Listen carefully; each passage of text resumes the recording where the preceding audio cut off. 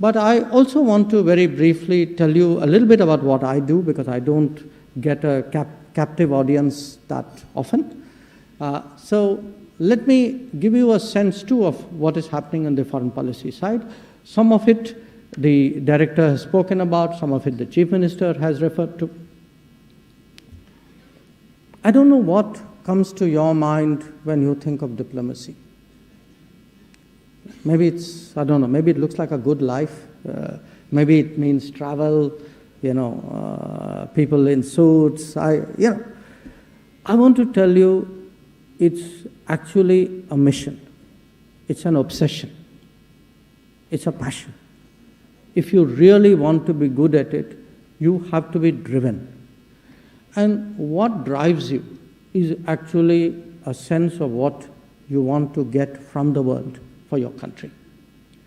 And today, if I were to say the way I describe, okay, how India grows, how has our diplomacy grown, I would say perhaps more than ever before, our diplomacy is today focused on development.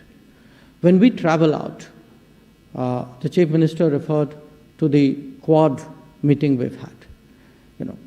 When we go out there, we say, okay, what is it we are going to get from this engagement, those conversations, these impressions, which we can take back to India, which will make our country a better, more advanced, a more modern society.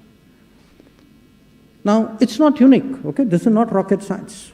Actually, all countries, and the bulk of actually radical transformational development in the last 150 years has actually been in Asia, starting with Japan in the 1860s.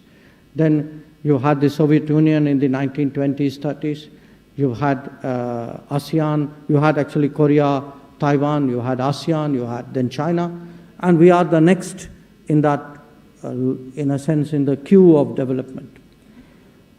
Countries develop fastest, best, most efficiently, most economically, when they actually have that goal that my foreign interactions must have an application at home. And that, in many ways, is what today our life is about.